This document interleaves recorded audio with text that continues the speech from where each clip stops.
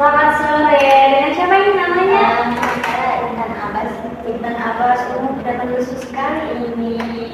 Ada apa ini? Kebetulan saya aktivitas hari ini banyak agendanya. Saya ada kuliah dari pagi sampai sore. Malam saya begadang karena banyak tugas yang harus saya kerjakan. Jadi mungkin hari ini saya kurang fit ini. Terlihat kurang fit ini. Berapa sekarang? Saya sekarang semester 4. Semester 4. Oke, sebelum ibu mau perkenalkan diri dulu ya. Nama ibu Rizka. Jadi kita coba ibu Rizka yang saat ini menjadi konselornya Intan. Tapi sebelumnya Intan sudah pernah konseling? Sebelumnya Belum. Kebetulan ini yang pertama. Ini yang pertama kali konseling ya. Tapi ada yang Intan ketahui tentang konseling itu sendiri? yang saya ketahui terkait dengan konseling itu di mana seperti curhat mungkin. Sedikit seperti sesi curhat. Iya. Memang benar, konseling itu seperti sesi curhat, cuma ada beberapa hal yang teman harus ketahui ya. Dalam sesi konseling itu kita menetapkan ada satu pertemuan itu berkisar sekitar 30 menit. Jadi untuk hari ini di sesi pertama kita nanti sampai 30 menit. Kemudian dalam sesi konseling kita bisa terbuka apapun kepada ibu secara sukarela tentunya, karena nanti ibu akan menjaga semua apa yang kita katakan di sini. Ya, jadi kita bisa terbuka dan ibu akan menjaga rahasia. Jadi apa yang membuat Intan untuk memutuskan datang ke konseling pada hari ini? Beberapa hari terakhir ini ada satu hal yang membuat saya sangat terganggu ibu. Di mana tadi kan saya sempat mengatakan bahwa saya ada kuliah dari jam 7.30 sampai dengan jam setengah 4. Lalu malam harinya itu saya begadang. Tapi ibu yang saya rasakan adalah saya sudah berusaha untuk mengerjakan tugas itu dengan sebaik mungkin. Saya juga mengerjakan itu dengan usaha saya sendiri tanpa ada bantuan dari orang lain. Tapi ketika di kelas banyak teman-teman yang meminta tugas dari saya. Sebenarnya ibu, saya bisa saja dari beberapa hari ke belakang kan. Di semester 3, semester 2 saya juga sering memberikan hasil kerja saya, tapi makin kesini kok saya rasa teman-teman saya itu hanya lebih mengandalkan saya saja, tapi tidak mau berusaha ibu. Oke, ibu paham. Jadi hari ini padahal kamu banyak kegiatan jadwal yang padat, tapi di saat di kampus, di kelas, tanpa memikirkan perasaanmu, teman-teman langsung minta tugas begitu saja. Iya, kadang ada juga yang lagi mau minta izin dulu ke saya, tapi kayak saya orangnya gak enakan. Saya tolak. Tapi hal tersebut juga dari sisi membebani saya, kayak saya rasa saya rugi waktu, saya rugi usaha, saya rugi tenaga, dan teman-teman saya yang pada saat waktu di malam hari yang saya berusaha begadang mengerjakan tugas itu, teman-teman yang lain mungkin lagi tidur atau mungkin lagi main ML atau lagi ngedrakor, dan hal-hal itu pun juga hal-hal yang saya sukai, tapi saya mengorbankan hal tersebut demi mengerjakan tugas. Tapi kayak sampai di kampus kayak dengan beraninya mereka kayak bilang, "Intan mau lihat dong, Intan pokoknya harus kita lihat." Oke, mau harus kita lihat. Kayak nggak adil banget nggak sih? Iya, benar-benar. Oke, ibu paham dengan perasaan kamu. Jadi sudah berapa lama kamu menyimpan perasaan ini sendiri? Sudah dari semester 1, semester 2 semua berjalan dengan baik. Tapi mulai dari semester 3 ini sangat terganggu. Sangat terganggu dengan teman-teman. Karena semua tugas saya tidak ada yang tak terkecuali, bahkan untuk tugas kelompok pun yang harusnya itu dikerjakan berkelompokan, ibu kan kelompok ya, harusnya dikerjakan kelompok, tapi ini yang mengerjakan saya sendiri. Saya membeli bahan sendiri, Iya sih Bu, mereka ada kasih uang, tapi untuk apa uang itu kalau tidak dikerjakan bersama-sama? Nggak ada bandingannya dengan uang yang mereka kasih dengan usaha yang saya lakukan seorang diri. Apakah kamu sudah pernah menceritakan ini kepada orang lain? Belum Bu. Belum. Pertama kalinya kamu menceritakan di sini. Iya. Saya takut Ibu, saya takut harus menceritakan ke teman-teman saya. Saya juga di lain sisi merasa sangat terganggu, tapi di lain sisi saya tidak bisa menceritakan ini kepada teman-teman saya karena kalau saya ceritakan saya perasaan Ibu, saya nggak enakan, saya gimana ya? Saya takut mereka marah, saya takut mereka nggak nyaman lagi dengan saya. Kan bisa jadi ketika di kelas saya nggak punya teman. Jadi yang ibu coba pahami ya, Intan merasa takut ditinggalkan atau takut teman-temannya Intan kecewa kepada Intan kalau Intan tidak memberikan tugasnya Intan. Apakah Intan pernah kejadian saat menolak untuk teman-teman langsung menjauhi Intan? Tidak Ibu, karena sebelumnya pun kan saya belum pernah menolak. Saya selalu mengingatkan apa yang mereka katakan kalau hati saya sebenarnya nggak ikhlas untuk kasih jawaban saya atau kasih lihat apa yang saya kerjakan. Tapi saya gak enak Ibu, lagi-lagi pasti gak enak sama teman-teman saya atau kalau saya tolak, kalau mereka marah gimana? Kalau mereka menganggap saya pelit gimana? Kalau saya dijauhi gimana? Banyak pikiran-pikiran negatif yang terjadi saat ada teman kamu yang meminta tugas kepadamu seperti itu ya. Iya. Ada pikiran untuk menolak, mencoba dengan kuat untuk tolak aja ya gitu. Ada, tapi lagi-lagi tidak berhasil. Tidak berhasil. Ada punya pikiran kayak kalau besok nanti mereka minta atau nanti mereka lihat, saya akan berusaha semaksimal mungkin akan saya tolak intinya akan saya tolak. Tapi ketika esok harinya ketika saya sudah bertemu dengan mereka, saya takut Ibu untuk mengatakan tidak atau jangan. Saya nggak enak Ibu, karena selama ini menurut saya membiasakan mereka untuk melihat saya yang selama ini biasa-biasa aja. Tapi kenapa nanti hari ini saya harus menolak? Saya takut mereka berpikiran. Tadi Intan bilang kalau ini sudah berlangsung selama beberapa semester, tapi di semester ini Intan sudah merasa ini adalah hal yang salah, seharusnya Intan tidak begini. Ya, Apa yang membuat Intan merasa ini adalah titik balik kalau Intan harus berubah, tidak boleh lagi seperti ini? karena saya sudah merasa sangat dirugikan ya. Iya, mungkin 1, 2, 3 kali oke lah kalau mereka mau lihat, atau setidaknya saya akan menjelaskan atau bagian mana yang perlu saya jelaskan, bagian mana yang mereka salah. Tapi ini enggak, semua dilihat, semua dicontek. Tidak, kalau dosennya tahu gimana? Kalau ujung-ujungnya saya yang dikira menyontek gimana? Dari situ sih titik balik saya atau rasa kesal saya yang seharusnya menjadi korban, tapi bisa saja kan di mata dosen saya adalah pelakunya. Oke, Ibu kembali lebih dalam lagi. Apa yang kamu rasakan saat kamu berpikir kamu tidak bisa menolak teman-teman? Ini saya nggak enak Ibu. Saya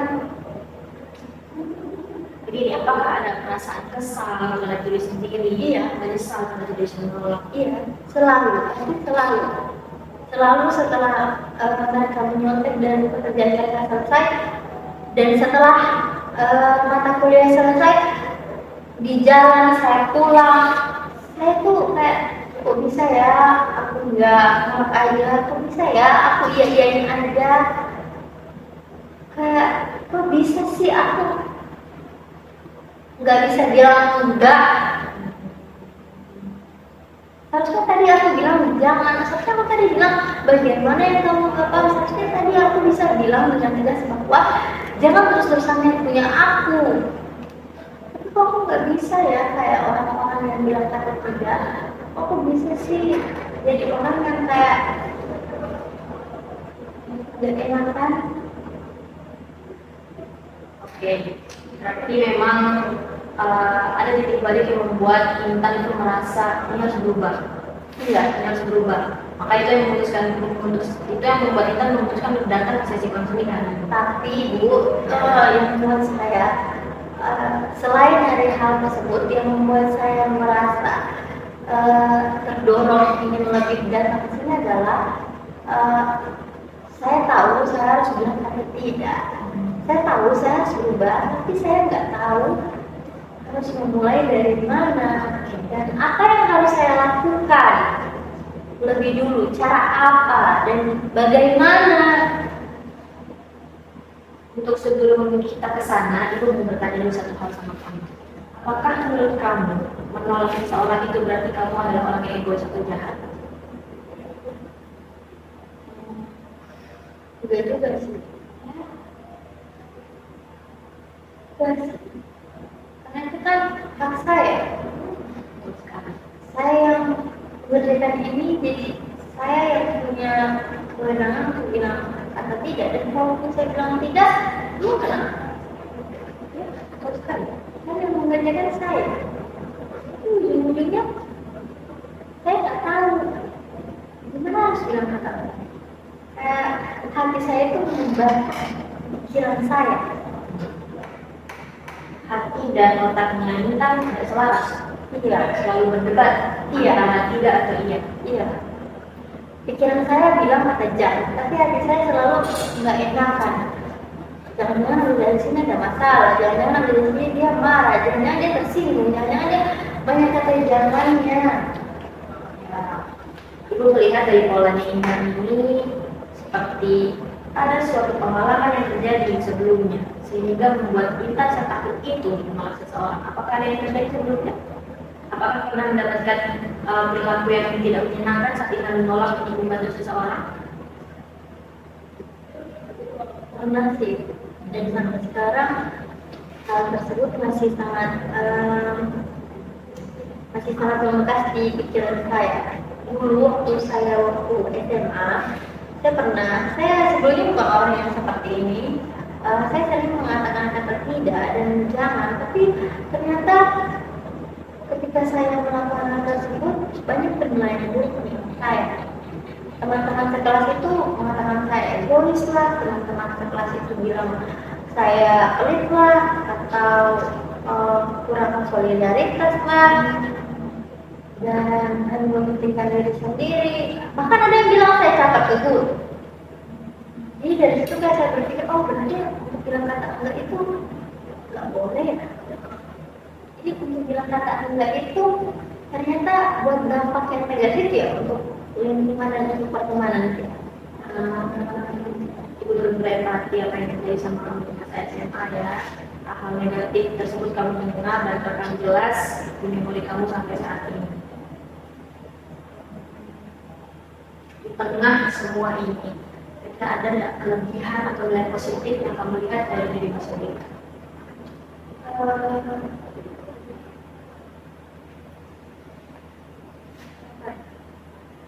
Saya sadar bahwa mungkin nilai positifnya adalah saya sadar bahwa apa yang saya lakukan ini adalah salah. Hanya saja saya belum tahu kita harus memulai dari mana. Ini meditasi itu sih. Oke, kalau begitu Ibu coba simpulkan dulu ya. Dari semua yang kita ceritakan, termasuk intinya adalah Intan merasa susah untuk bilang tidak atau menolak. Karena Intan takut, nanti kalau misalnya Intan menolak, teman-teman Intan menjauh sama seperti apa yang teman-teman SMA Intan lakukan. Kalau begitu berarti kita ubah cara pandang. Kita ubah caranya. Dari yang bilang tidak, bagaimana dengan memberikan alternatif atau solusi lain.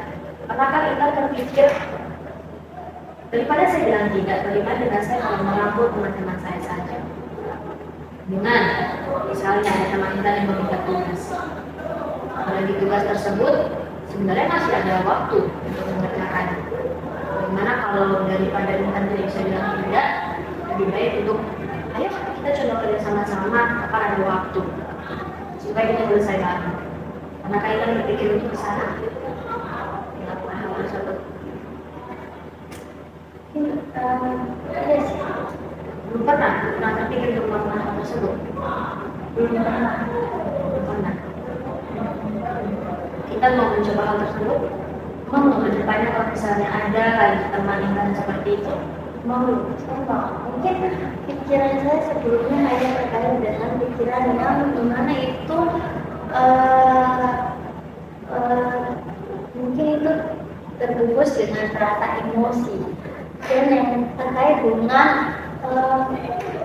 kenapa tidak berusaha untuk saya jelaskan saja, cuma sampai di situ saja. Tapi saya tidak pernah kepikiran untuk merangkul teman-teman atau berusaha untuk mengajak, membujuk mereka, mendorong mereka untuk ayo kita nantinya bareng-bareng, ayo kita pahamnya bareng. Betul sekali, itu bisa kamu lakukan. Tapi kalau kamu melakukan hal tersebut, maka kamu harus siap untuk bertanggung jawab menjadi pengajarnya mereka. Nah, kamu harus memberikan pembelajaran kepada mereka dan memberitahu bagaimana caranya untuk mengajarkan hal tersebut secara personal. Saya siap ya. Kamu siap akan hal itu? Saya siap. Tapi yang saya takutkan adalah apakah mereka mau? Apakah mereka mau atau tidak? Daripada berpikir apakah mereka mau, lebih baik kita fokus kepada kita coba sebenarnya. Untuk masalah mereka mau atau tidak itu belakang. Untuk saat ini kita coba saja dulu untuk melakukan hal tersebut.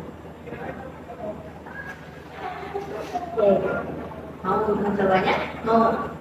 Dan misalnya kita telah mencoba hal tersebut, perubahan apa yang ingin kita rasakan? Perubahan apa yang kita dapatkan? Saya berharap bahwa teman-teman saya tidak lagi meminta jawaban saya, mendekati saya karena jawaban, tapi yang saya mau adalah teman-teman mendekati saya karena mereka butuh penjelasan terkait dengan apa yang membuat mereka kebingungan. Itu perubahan yang kita dapatkan. Iya. Dalam sisi konseling. Iya. Dan tadi kan tadi ibu sudah kasih alternatif. Kita bekerja dulu untuk melakukan alternatif tersebut. Saya mau, saya siap, saya berkomitmen untuk melakukan itu. Saya akan mencoba. Oke, kalau begitu mari kita coba untuk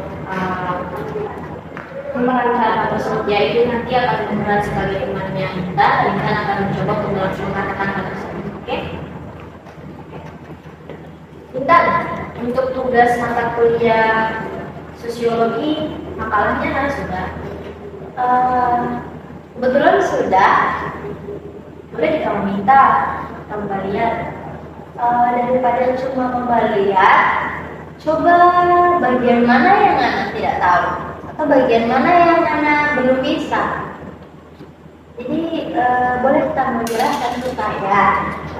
Kalau anak cuma membahas yang kita punya, mungkin anak tidak mengerti terkait dengan bagaimana DP alur, dan nantinya ketika mempresentasi atau ada pertanyaan dari guru atau dari teman-teman mahasiswa atau teman-teman dari dosen, karena takutnya tidak bisa menjawab karena kan tidak paham dengan DP alur.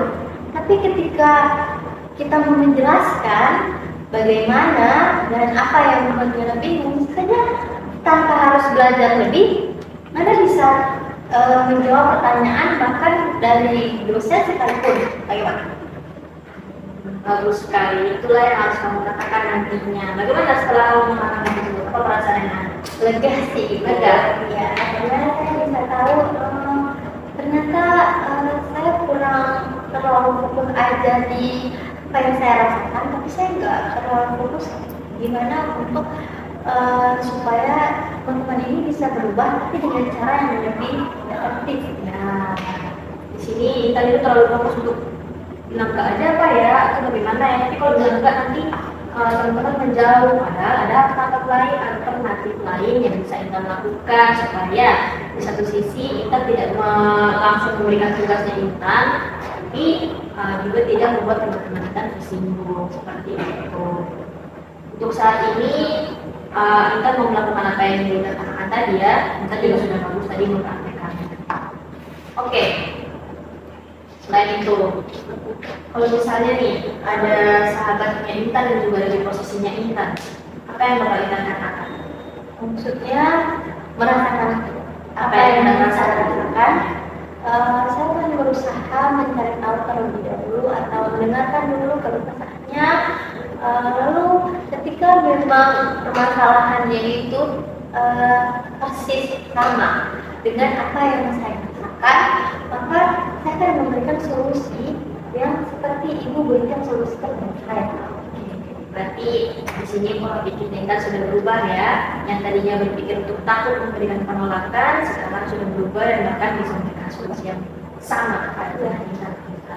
Karena solusinya itu kayaknya bukan ke kenapa saya bisa, karena saya rasa solusinya itu bukan lebih kepada saya bilang enggak, tapi solusinya itu saya nggak bilang enggak, saya pun nggak bilang iya, tapi saya bilang ayo kita berusaha aja. Jadi saya kan yang buat saya nggak enak itu ketika saya bilang enggak, tapi kan di sini jawaban saya adalah saya nggak bilang enggak kan. Jadi saya merasa itu jawaban yang paling aman. Nah, apa yang kamu lakukan ini namanya adalah asertif. Berbicara secara asertif, di mana kamu bisa menetapkan batasan tanpa untuk menyakiti orang lain. Walaupun ya sebenarnya masalah hati orang lain itu bukan tanggung jawab kamu. Karena itu hak kamu untuk menolak, itu hak kamu untuk memberikan batasan. Iya sih. Ya, nah itulah yang harusnya kamu lakukan kepada dirimu. Pikirkanlah dulu sendiri, pikirkanlah dulu dirimu. Apalagi untuk hal negatif seperti hanya minta tugas, hanya mencontek, tanpa tahu bagaimana pengorbanan kamu, seperti itu. Oke. Kalau misalnya setelah kamu melakukan hal tersebut dan tiba-tiba rasa bersalah itu muncul lagi, apa yang akan dilakukan? Gimana Ibu? Misalnya nih, kamu sudah berhasil menerapkan hal tersebut, tapi tiba-tiba rasa bersalah itu muncul, apa yang akan dilakukan? Ketika saya sudah melakukan hal itu, ya, tapi rasa bersalah itu muncul, Ya, rasa bersalah. Karena biasanya kamu kan langsung kasih tugas, tapi saat ini kamu buka hati atau berkata, ayo kita belajar sama-sama aja. Saya nggak akan rasa bersalah sih, karena apa yang saya lakukan itu adalah bagian dari saya membantu dia, dan seperti yang saya katakan bahwa saya nggak bilang enggak kan, saya bilang ayo saya jelaskan bagian mana yang masih dia kurang paham. Jadi kalaupun dia merasa tersinggung dengan apa yang saya lakukan, saya nggak merasa bersalah sih, karena niat saya baik, tujuan saya baik untuk dia. Oke, ini perubahan yang bagus Intan. Jadi pola pikir kamu sudah berubah. Yang tadinya kamu merasa takut, sekarang kamu sudah merasa lebih lega, sudah merasa lebih percaya diri tentang apa yang kamu lakukan. Jadi kamu tidak perlu lagi merasa bersalah. Tidak, karena solusi yang diberikan ini menurut saya solusi yang sangat-sangat efektif sih Bu. Menurut saya ini kenapa ya nggak dari dulu saya kepikiran sih ya. Itu namanya nah, kalau misalnya nih, gimana cara kamu tahu kalau kamu sudah mengalami kemajuan? Bisa saya lihat dari indikatornya, mungkin dari teman-teman yang datang yang nggak lagi minta jawaban tapi minta penjelasan. Itu yang salah satu indikator. Ya, lalu yang kedua saya merasa bahwa saya terkait dengan perasaan bersalah ini, saya merasa saya nggak akan merasa bersalah lagi sih, karena saya nggak bilang enggak. Oke, itu indikator, itu dua indikator yang kita lihat nanti. Dan yang ketiga adalah mungkin teman-teman saya bisa berubah. Itu yang terakhir. Oh, boleh, teman-teman akan berubah, boleh. Tapi untuk sekarang kita fokus ke Intan dulu ya. Iya, kita fokus ke pikirannya Intan dan dalam kita. Nah, kalau misalnya nanti ada hambatan atau kamu kembali ke pola lama seperti kamu jadi takut lagi menolak, apa rencananya kita? Mungkin saya akan kembali di ini Boleh. mungkin itu hal yang pertama kan saya lakukan. Saya akan berusaha untuk bertemu dengan ibu dan saya akan meyakinkan hati saya bahwa saya bukan orang jahat, niat saya baik, niat saya tulus untuk mereka. Dan kalaupun nantinya hati saya tetap tidak tenang atau ujung-ujungnya saya ketemu ya cuma jalan buntu, saya akan datang ke ibu lagi. Betul sekali. Jadi apa bisa? Boleh sekali. Ibu terbuka untuk siapapun dan kapanpun asalkan jangan dia pulang ya. Jadi datang kembali lagi saat sesi konseling di jam-jam konseling. Oke, kalau begitu apa yang sudah kita dapatkan dari sesi konseling pada hari ini? Saya merasa hati saya lebih terasa lebih lega. Saya merasa mendapatkan solusi yang lebih baik. Hati dan pikiran saya saat ini sedang lagi selaras-selarasnya ya gitu. Oke.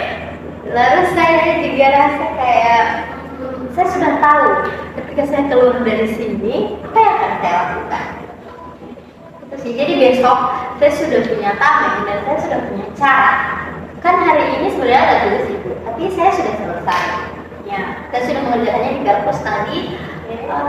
Dan pasti ibu, pasti besok mereka akan berusaha meminta jawaban saya. Dan saya sudah tahu caranya bagaimana untuk saya mengatakan enggak dengan dia, tapi ayah saya. Kalau begitu sekarang Intan sudah menemukan langkah yang realistis dan tepat untuk menolak teman-teman Intan tanpa perlu merasa bersalah dan mendapatkan ketersinggungan. Intan juga sudah membuat komitmen untuk melakukannya dan sudah dari kita sudah berhasilan juga bagaimana tanda kalau Intan sudah melakukan.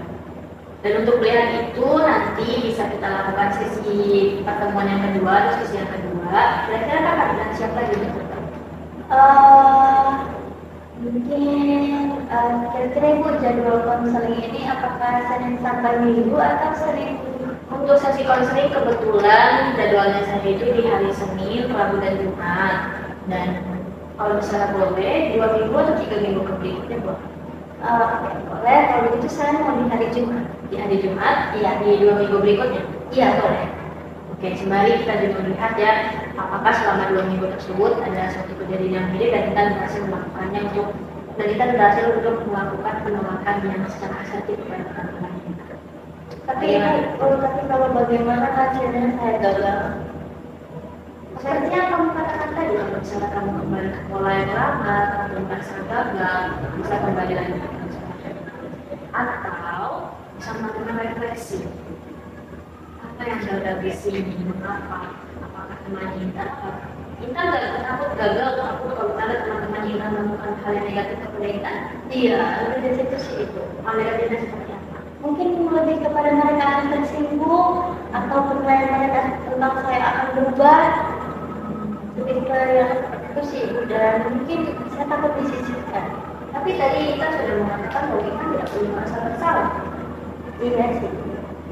Iya, itu mungkin hanya sebuah pengecualian saja kalau misal nanti kalau amit-amit gagal. Tapi saya yakin sih, saya akan berhasil. Ya, ibu juga yakin pasti kalau teman-teman kita lihat untuk bekerja bersama-sama pasti mau. Pasti mereka akan mau daripada Intan lagi merasa lelah batin karena masuk tiba-tiba sama mereka. Iya. Jadi bagaimana perasaan Intan selama melakukan seperti itu? Saya malah sangat lega ya. Enggak ya? Iya. Sangat tegas, saya punya tujuan, saya punya cara, dan saya tahu apa yang saya lakukan.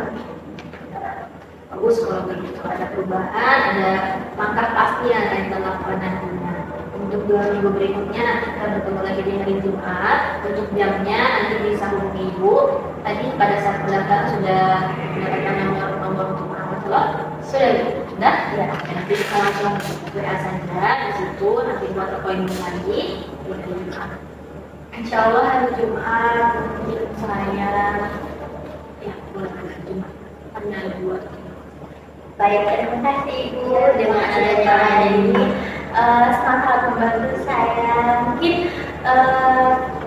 sudah waktunya saya permisi. Tunggu dulu. Sebelum kamu permisi juga Ibu mau mengatakan terima kasih karena sudah mempercayai Ibu untuk menjadi konselor wanita, sudah bercerita secara terbuka kepada Ibu pada hari ini, dan semoga di sisi kita juga kita mendapatkan hal yang menyenangkan dan positif untuk kedepannya. Semoga kuliahnya kita juga lancar ya. Amin. Mari buat tak? Baik.